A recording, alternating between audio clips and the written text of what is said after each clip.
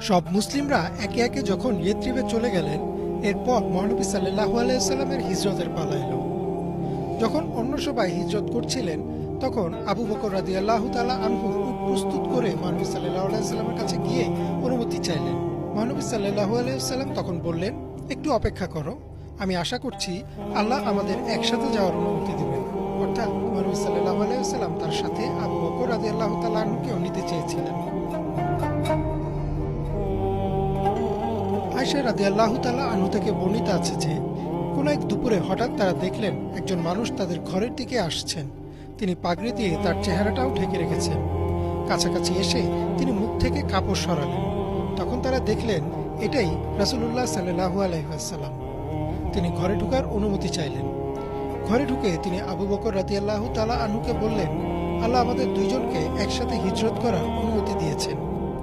এই কথা শুনে আবু বকর রাদিয়াল্লাহু তাআলা আনহু আনন্দে কেঁদে ফেললেন।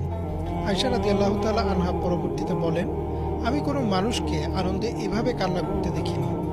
আবু বকর রাদিয়াল্লাহু তাআলা আনহু ইতিমধ্যেই দুইটি উট প্রস্তুত রেখেছিলেন, একটা তার নিজের জন্য, আরেকটা মহানবী সাল্লাল্লাহু আলাইহি ওয়াসাল্লামের জন্য। একদিকে মহানবী সাল্লাল্লাহু আলাইহি ওয়াসাল্লাম প্রস্তুত হচ্ছিলেন তার যাত্রার জন্য, অন্যদিকে কুরাইশরা রাতের বেলায় বৈঠকে বসল।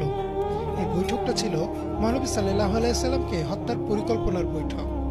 এ সম্পর্কে আল্লাহ কোরআনে বলেন, এবং যখন কাফেররা আপনাকে বন্দী, হত্যা বা নির্বাসনের ষড়যন্ত্র করছিল, তারা পরিকল্পনা করেছিল আর আল্লাহও পরিকল্পনা করেছিলেন, আর আল্লাহ সর্বোত্তম পরিকল্পনাকারী।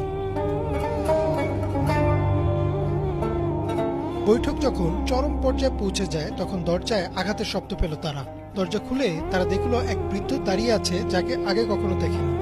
তারা তার পরিচয় জানতে চাইল। লোকটা বলল, আমি নাজদের নেতা।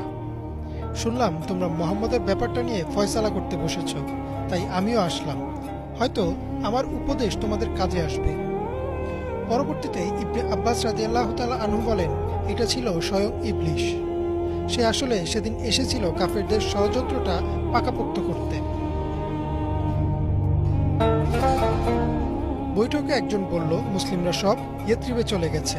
এখন মুহাম্মদও সেখানে চলে গেলে তারা আমাদের জন্য একটা রাজনৈতিক হুমকি হবে। তাই আমার মনে হয় তাকে বন্দী করে ফেলা উচিত। বৃদ্ধের বেশ ধরে থাকা শয়তান বলল, বন্দী করে লাভ কি?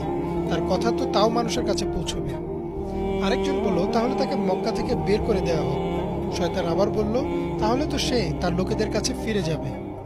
তখন আবু জাহেল বলল, তাহলে আমরা তাকে হত্যা করি, আর এই কাজটা এমনভাবে করব যেন কোনো